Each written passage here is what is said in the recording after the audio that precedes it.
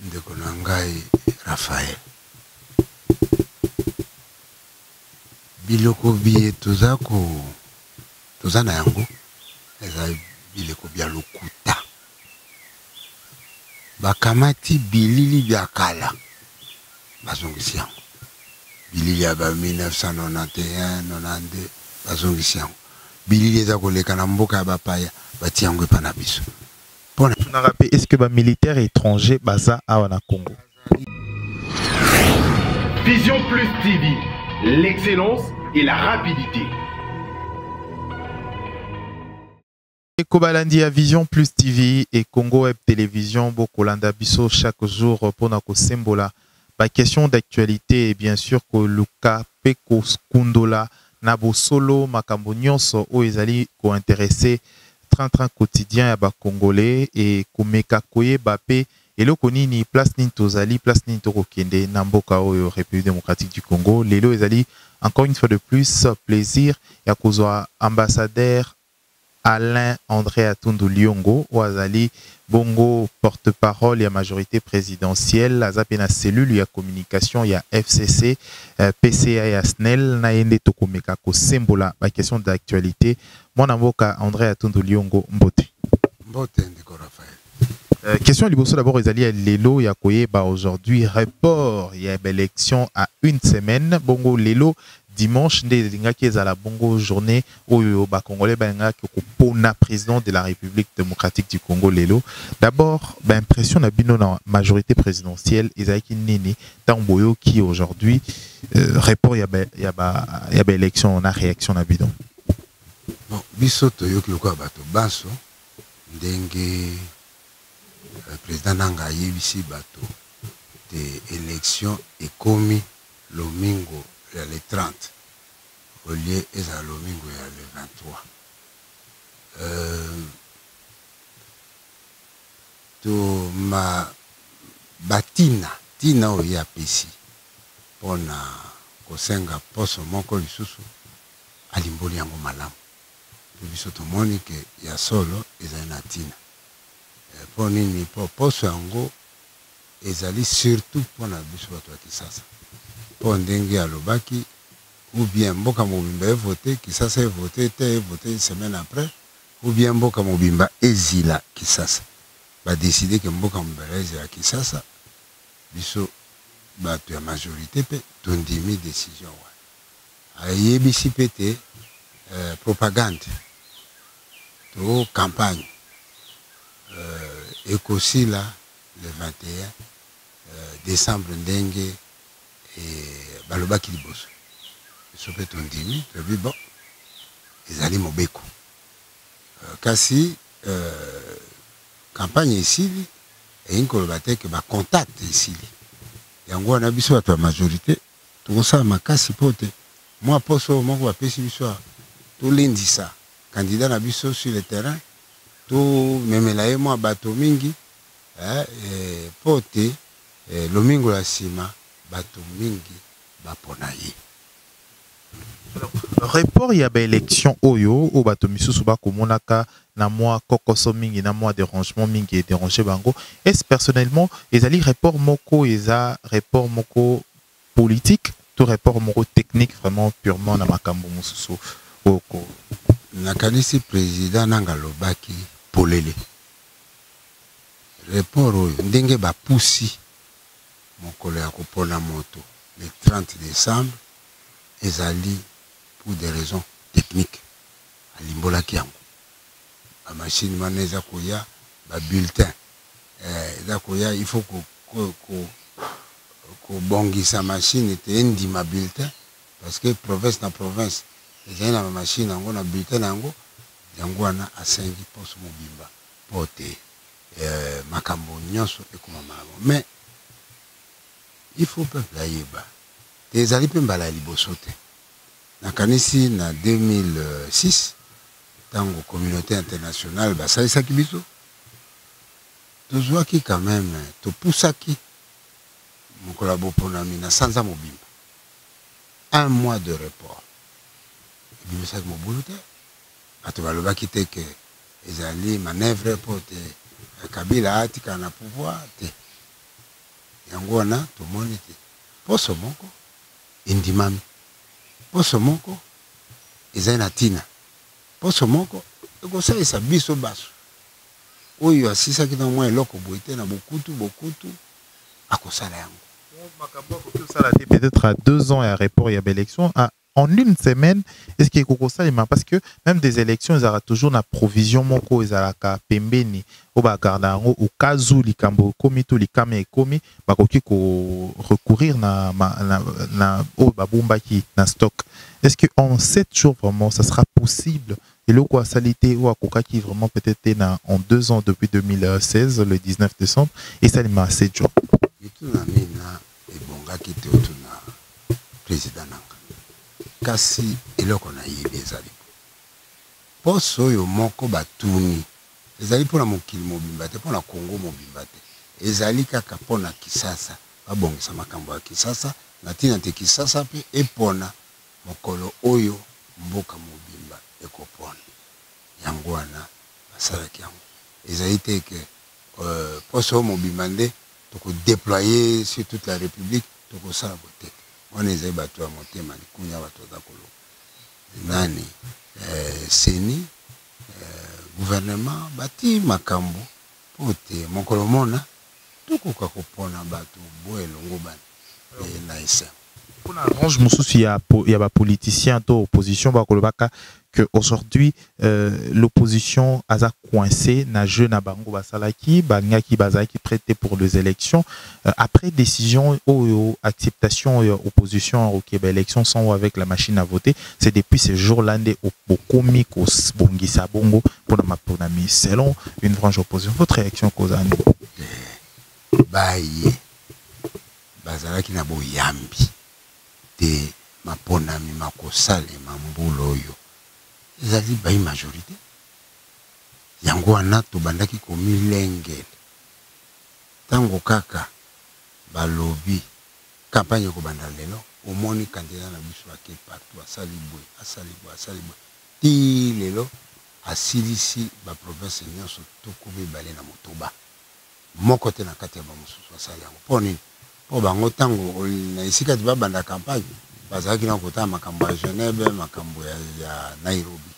na esika te basala makambo ya campagne bazalaki nano kobunda na kati na bango biso tolongi yo oyo biso tolongi yo oyo kosi biso oyo boye na tango ena moto na biso Shadari Ramazani aza kokenda kosola na bato koyoka bango pe kopesa bango makanisi na ye po na bokobisi mbongwa na ekolo bongo lelo bato mususu o bako kanisaka dans l'ensemble entre nous soit dit que processus électoral les a pris en otage par le président en place o ya lingité kotika bongo processus électoral pour que alternance et salama il veut toujours s'accrocher na l'ivresse délai au ba mususu ba kolobaka bongo dazala toujours na pouvoir a oumela toujours est-ce vrai d'abord yo kanisi ke so moto afingi yo linyuma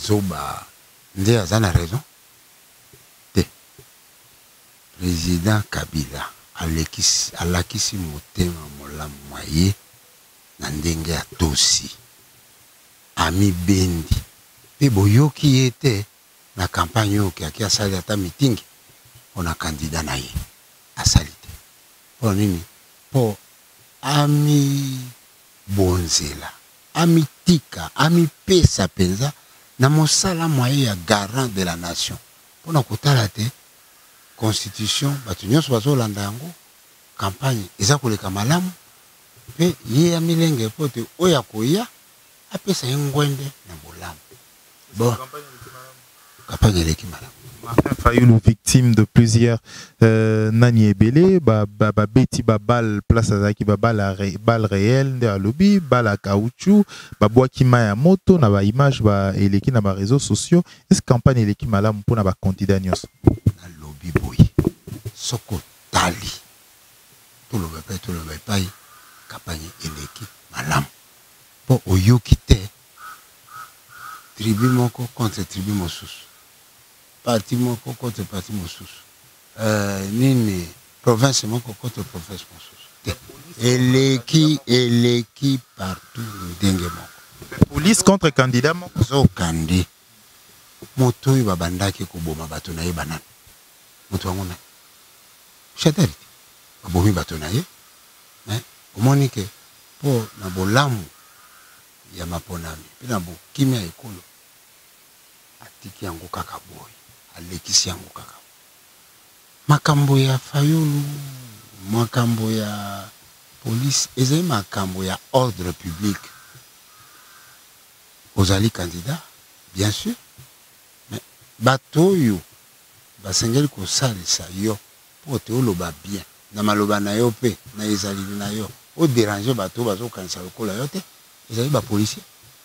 Soko yo bandi ko attaquer ba policier to bato na ba bandi ko attaquer baninga mosusu. Yande wana ba policier ba ye. Ezali ozoloba maya moto ni maya moto wana ezana tina. Bomona ki na France c'était que ba blindé bimi na Champs-Élysées alors que victime ya bozo ba boye moko bololé ya ye moko. Ndenge toloba na lingala. Wana eza bololé o ba français turpitude. Bololé soko lingi okoma mokonzi pesa ndakisa ya botosi ekolo. Soko moni likambo moko ebongite kende pa ya zuzi po akatela o likambo. Ezali te ke ngai po lokwa na zana bato boye so na lobi boye bakobimisa mobulu ngai pe na sala bongo te. Ye aza koloba wana. Aza kotinda boko bato bayina ba mosusu. Ngai na yawa kobengana Kabila na bato baye baso. Yesu kwa komi mokonzi. Akobengana biso akotia biso wapi? Na Union Européenne, to akobwaka biso na mbu, la mer, l'océan. To akokomisa biso so baumbu. Wana ezali elobeli ya mokonzi te. Etumba ya campagne électorale, ezali tumba ya bango misato soko mine. Ye na Ramazani, ye na Fayulu na Ramazani, Fayulu na Chilombo, etc. On est zema kamwa.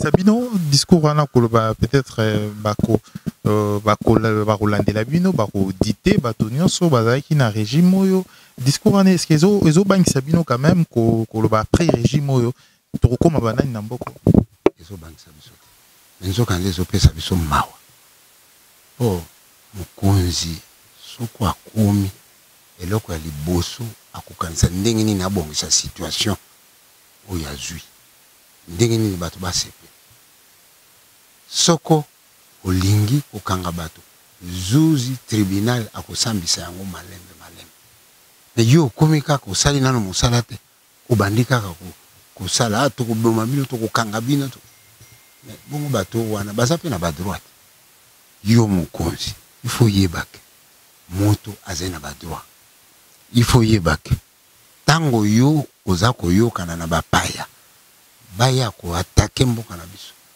bapesa bitumbu oyo eza na tina te epa ya bakonzi ba biso po baza kosala bana Kongo yebake tango wana biso nde tozali kobatela bonsomi wa mboka Kongo biso nde tozali kosopa makila mabiso po te kimia ekota na mboka biso nde tozali kozwa bitumbu ya Union Européenne po bapekisa biso tosala mosala mwa biso.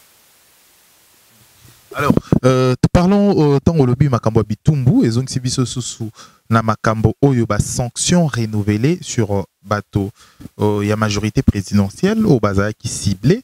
Aujourd'hui, question ezongi les susu pour ba renouveler en gros. Déjà candidat Emmanuel Shadari, comment a exercé na une année à sanction nae soki entre guillemets a commis président de la République démocratique du Congo to après koko mae ko changer régime en place. D'abord bitumbu bina ezali bitumbu biatina te ezali obiso tolobaka na Kisasa bitumbu ya yeux clair bitumbu ya kiyanke moni moto lokola yuma lopesi etumbu nzokande biso toza kubunda etumba ya solo pona bosomi ya population na biso pona bosomi ya mboka soko lelo Shadari akomi président akokoba etumba ya na pona souveraineté ya mboka pe souveraineté ya population akosenga ndingisa na Genève te to na Bruxelles po ayeba eloko nini asala pona ekola akobunda pe lokola etumba ya biso eza etumba ya bosembo etumba ya nzambe okomona bakozonga bango moko bakozongisa Ramazan bango moko parce que soka komi président bon ambassadeur nyonso bake bamboka nyonso ya Union européenne bakangi ba ambassade na bango soko basali bongo eza président biso pe tokokenda ba place mosusu bamboka mosusu ezali Russie ezali Chine ezali Inde ezali Brésil ezali akotanga bambo Afrique du Sud ezali oyo ke tokoki kosala na bango pe et développer pe mboka na biso pour mi développer ezalaki na besoin Union européenne était Afrique du Sud pour mi développer ezalaki na besoin Union européenne Inde pour mi développer ezalaki na besoin Union européenne Brésil pour mi développer ezalaki na besoin Union européenne Congo pour mi développer ezalaki na besoin ya bana na bango bana babiso basala sacrifice nécessaire pour que tokoma na émergence en 2030 bato nyonso baza kokenda kobondela bapaya komisa biso na bokonzi bongo tokosala lisusu boye te bawana nyonso baza bayuda bato bayo bateka nzambe bateki ekolo na biso lelo il faut que le bango bato ebele oyo bakolandaka biso en dehors ya mboka na biso au Congo eza na psychose moko hein il faut que to solo lango pe et créer déjà pas ba congolais ebele ba image ebele bazali kotinda ba makambo ebele bazali koloba entre nous les il faut to solo ande to yeux to solo pe yango bato ebele ba kotinda que il y a des étrangers des militaires étrangers ba kokotaka ba kokendaka boy ba kotindela biso ba image boy ba ke boy pour la sécurité il y a pour na mboka na biso il y a des étrangers ah na Kinshasa to pour un mouvement moso esalemi il y a soulèvement to bato babiki ko ça l'article 64 et à la bongo ba freiner bango et pas ba militaire moko ba étranger est-ce vrai na tondi omiki na motu na moi po epesenga libaku ya kondimola mwa moke mosala ya mapinga mosala ya ba policier mosala ya gouvernement mosala ya président yo moko yebi maponami ezalaka tango ya pokoso ezalaka pe tango oyo bato bakwei bandimaka te ezalaka pe tango oyo ezali moko yo moko yebi awo mingi ya opposition baza koloba soko Shadari aleki biso tokondima te tokotinda bato basala bo tokotinda bongo sikoyo ba policier bato ya armée bato ya sécurité bavanda maboko boy bato na ndingisa na Union européenne ndenge nini tosala est-ce que pour ba blindé ekoma na Champs-Élysées policiers 9000 na Paris 89000 sur l'ensemble du territoire français bato na kindingisa na biso wana ezali moto na moto akosala mosala moye na zebi aye ba autorité militaire ba autorité civile ba autorité policière ba autorité ya service de renseignement ba baza kolanda sécurité ya mboka ba lobi te pour que maponami eleka boye bato baza lobaki bakosala boye mokolo wana ezala bongo te tozali na besoin ya ba policier ota ba soda ota baza na place boye baza na place boye wana ezali bosomi ya mboka yo soko lingi policier batela yo te soko lingi policier batela ordre public était ça veut dire que basombi on a bapay il y a de militaires et de policiers étrangers na mboka ndeko na ngai Raphaël biloko biye toza na yango eza biloko bya lokuta bakamati bilili bya kala bazongisi yango bilili ya ba 1991 92 bazongisi yango bilili eza koleka na mboka ya bapaya batia yango epa na biso mpona nini mpo bakotisa okati ya bana ya Kongo bobangi elimo ya bobangi mboka eza malamu te État major nde akozwa mokano te tokozwa basoda boye lingomba basoda bo totia bango boye po soko mobulu ebimi ekozala boye po tosala bo osiko bango balingi bapekisa ba état major na biso ba déplacer bakumba mapinga place oyo sécurité na biso eza na tina nango wana nyonso. Est-ce que les militaires étrangers baza awa na Congo? Militaire, tous armés, boyebi d'abord armée na biso combien? Boyebi te. Est-ce que soko biso tous a besoin? Il y a aide extérieure. Ministère de la Défense, Affaires étrangères, présidence, gouvernement, bako senga yango. Wana ezali normal. Bao yo bazo banga basoda. Basoda ya biso bazo ko bimisa bango lokwa basoda apa. Eze bato yo bazana makanisi ya mobulu. Ekosala nini? Soko mokolo ya vote na rompe wana omoni ba policier, omoni ba soda. Ba pekisi yo te okena ko vote. Siko yo kubanga nini? Okubanga soko lobi bangisa na nini omoni policier pour nini la jour à vote et qui jour moko bato nyos bazana kimia policier pas na ndako na quand même. Mais est-ce que ba politicien batia qui esprit à kimia? Est-ce que ba politicien batia qui esprit à kimia pas na ba militaire na ba? Awa na kisasa tulobaka boye ekenge fait l'homme. Pona ko ezala teke mokolo wana mobulu ebimi bobenga bato boye te. Tokotia bato pote moto nyonso azala à l'aise. Ba policier bakubeta moto te, ba soda bakuboma moto te. So okeka kolobi na soki na ko voter, ba beta yo babo. Non. Soko nde olingo pekisa bato mosu ba voter. Soko olingo obebisa bureau ya vote. Soko olingo ko pekisa bato yo bakutambola bato po bato nyonso ba votaka te. Ba balingi ko tambola. Ba tambola te. Na tango wana nde ba policier bakoya pour kopekisa yo kosala mobulu. Tout sur le makambo o ezali interdiction d'abord il y a ba candidat na présidentiel qui suspendu ba activité pour na ba candidat na présidentiel aujourd'hui. Emmanuel Ramazan Shadari aussi azali candidat à bino ou à salaki asali na campagne na Kinshasa te bozali pe bino moko victime. Comment d'abord bomoni décision ya gouverneur de la ville?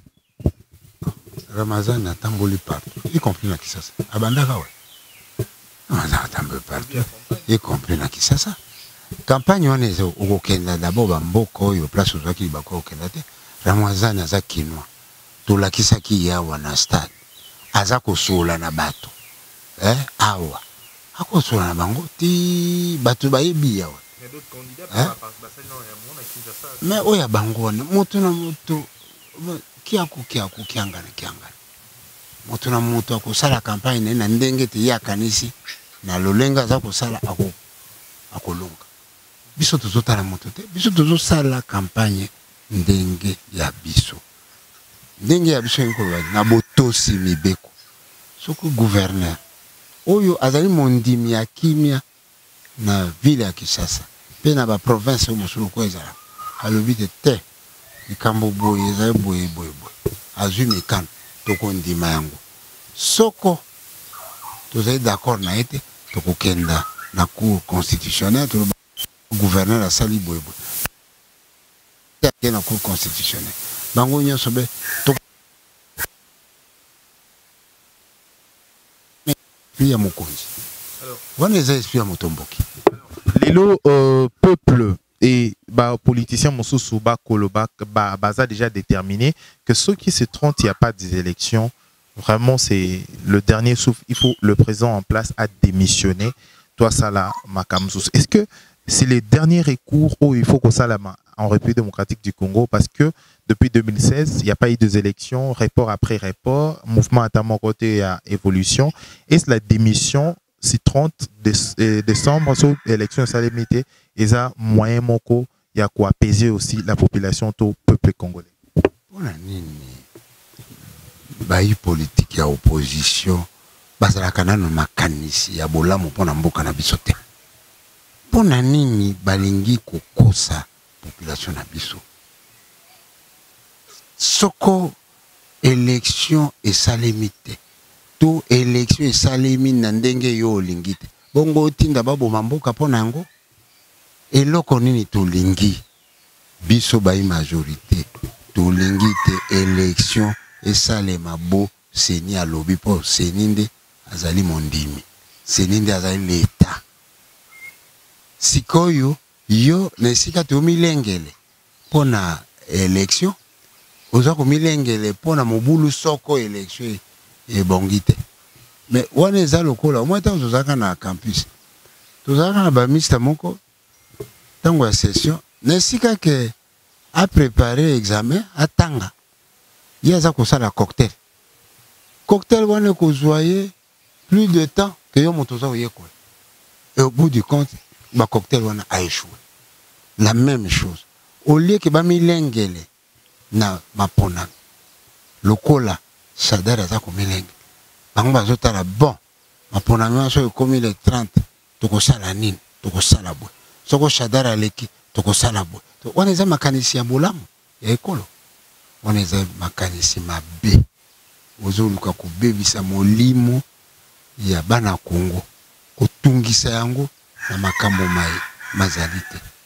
Politicien musala na ye kopesa population espoir, kolakisa population nzela ya solo, nzela ya bobomi mboka, nzela ya bobuki biloko, nzela ya bobeti baninga, koboma ba candidat ya Shadari nde yango nzela bozolakisa. Bato ya Shadari te wana bolanda ndakisa.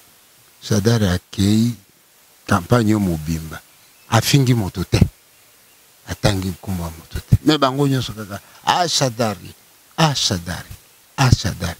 nakolika ke population akomona te moto oyo alingi biso azana makanisi mabiso, me bao mosusu baza koluka d'abord intérêt na bango moko.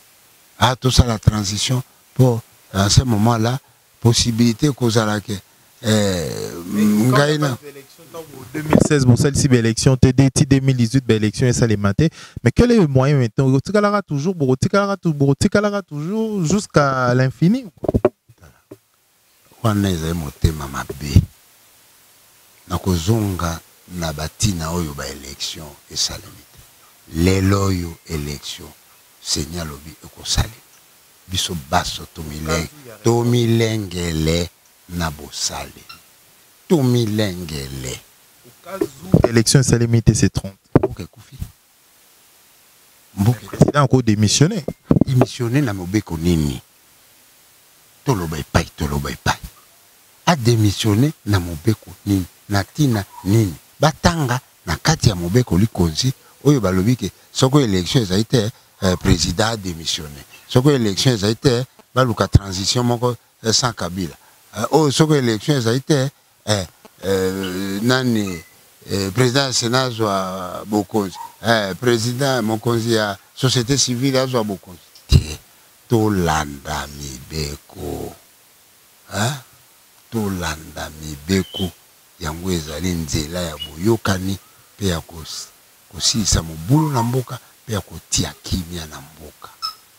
Alors tokomoki na suka édition na biso ya lelo mwana mboka. Je rappelle que toyambi bongo mwana mboka ambassadeur Alain André Atundu Liongo ou azali porte-parole ya majorité présidentielle, azali pe na cellule ya communication ya rapporteur ya FCC bongo na cellule ya communication pe également azali PCA ya SNEL na ende tozo sembola bongo ba question d'actualité tokoma okende na suka édition na biso lelo. D'abord yo moko personnellement ndenge nini ozali komona à venir qu'on entrevoit à venir plutôt ya République démocratique du Congo mboko moko yo bato nyonso opposition eza nango majorité eza nango ba société civile peza nango ndenge nini ozali komona à venir nango aujourd'hui na place au tozali lelo.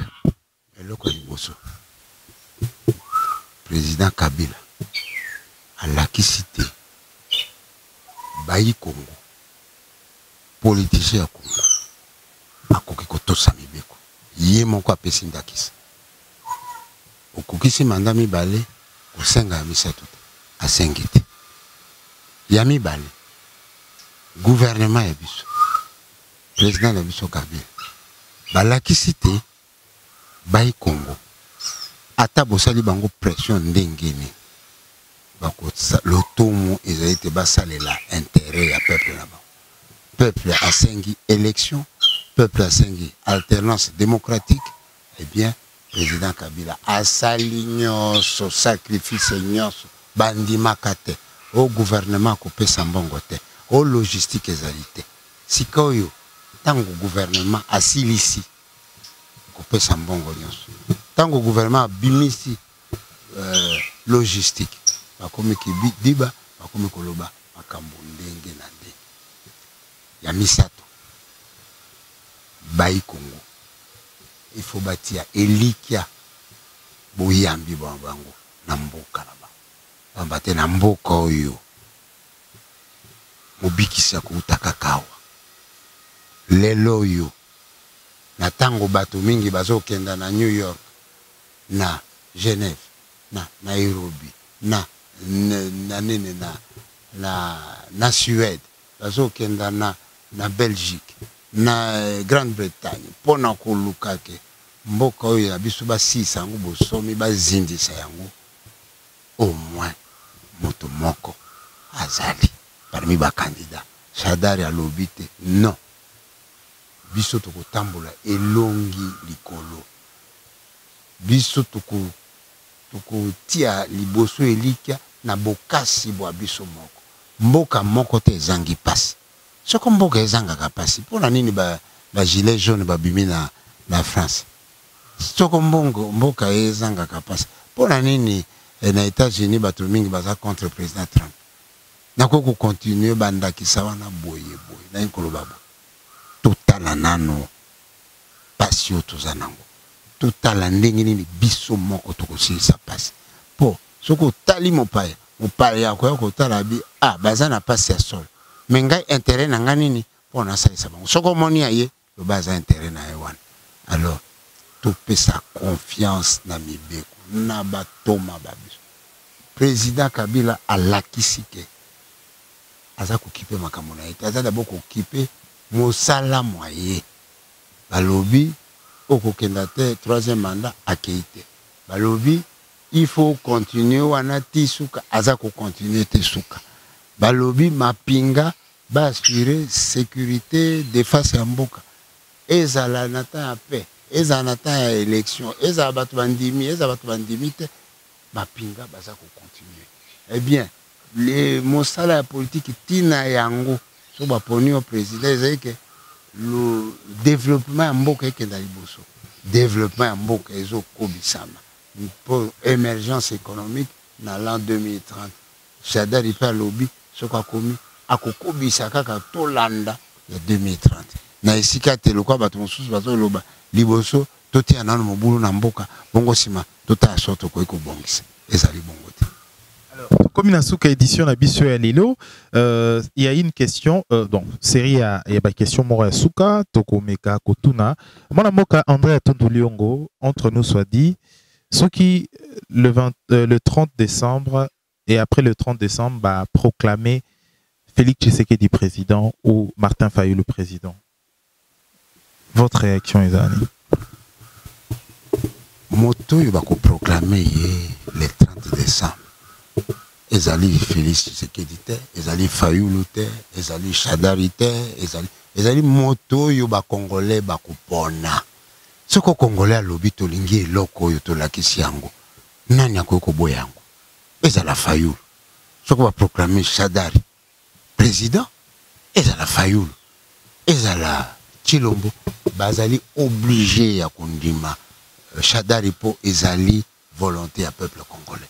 Ezali te lokwa na yokaki kuna na Congo central soko Shadari abimi ekobimisa mobulu te foto landa volonté ya peuple congolais biso yo tolakisi te volonté ya peuple congolais moto yo kombo na ye ekobima te c'est elle biso tokondima ye mpo toyebi ke na politique okoki kolonga okoki kokweya mais tokoki koloba te ke biso soko batali komba na biso eza ya baindividu te komba na biso eza ya idéal soko lelo oyo toma na biso aleki te eza te ke mpo ye aza moto bacomprendre na biso te tocontinue lisusu kosala biloko wana eza te lokola bato mosusu soko Shadari aleki donc justice eza te na mboka oyo seni aza te biso tokobimisa mobulu te tokolanda volonté ya peuple biso bai majorité biso bai FCC tolobi tokolanda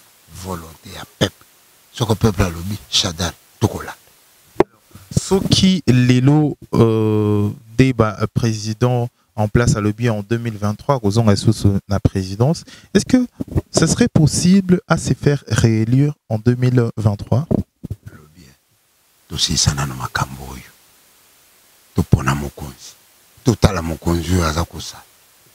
Makamboyo en 2023 et tout. C'est quoi élection est à la tête pour tout candidat. Est-ce qu'en 2023, Bemba Kokoma candidat, est-ce que non. Mais bilan ya Kabila zenini tobosana yango te tozipa maboko na miso te tango akomi mboka oyo ezalaki ndenge nini est-ce que na 17h biso bayi Kisasa ozali côté ya Matonge okokatisa boulevard okenda nini si bakoloba non awa à partir à 18h bato abemba bapekisi bato bakatisa okoko longwa Goma oya awa directement na Kisasa non okozwa avion ok Nairobi ok Brazzaville nde okatisia Kabila sisi makambwana nyoso ezalaki biso na Kasai toza kolia Zaire kuna biso na beni tozolia dollar biso na Kisasa tozolia franc congolais biloko na nyoso esili tozalaki tolinga kosala projet boy bozana nyongo toza projet boy bozana 12 milliards tosali makasi te 12 milliards esili lelo tokomi na projet ya émergence en l'an 2030 tozalaki awa na Kisasa butu mobimba papa Masasi lelo yo Masasi zesu ata na Beni ezalaki bato wana baokupa kimboka baza kotambola okomona soda na biso te lelo bakomi miibi po basoda na biso bazali soko amoni soda leki ye ake koiba donc bila wana nyoso ezali positif corps lokola enseignant corps médical fonctionnaire tango mokonzi Kabila azui bokonzi na 2001 situation na bango ezaki lelo situation na bango ezaki c'est vivable la vie d'un enseignant et ça quand même vie moko ezali olobi bilan et kolobate elingi kolobate touti wapi tosuki wapi biso moko toyebi Kabila ayebi lobi il faut tout continuer ko améliorer situation na biso soko nazalaki na libaku ya komibimisa so na mwaponami mbena mibimisaki mpo na continuer lokwa na kokite poni Shadari pour à continuer na kombo na biso mboka tosololaki bongo makambo etalaki et mboka na biso après président en place et bongo président Mosusu Oakoya et puis makambo eko continuer toujours na mboka na biso. Merci mon mboka André Atundu Liongo, ambassadeur de OPC Kibiso disponibilité na yo pour na ko sembola bongo ba question d'actualité. Bon dimanche meilleur vœu na yo et puis na ba congolais nyonso ba Rolanda biso sur Congo Web Télévision ce soir déjà et bien Binope Rolanda biso na Vision Plus TV bo s'abonner encore massivement pour na reçoit ba dernière actualité. Il y a République démocratique du Congo Mboka Otozwami en direct il y a Kinshasa capitale. Tokotani bongo prochainement pour une édition Moussousou. D'ici là, portez-vous bien. Au revoir.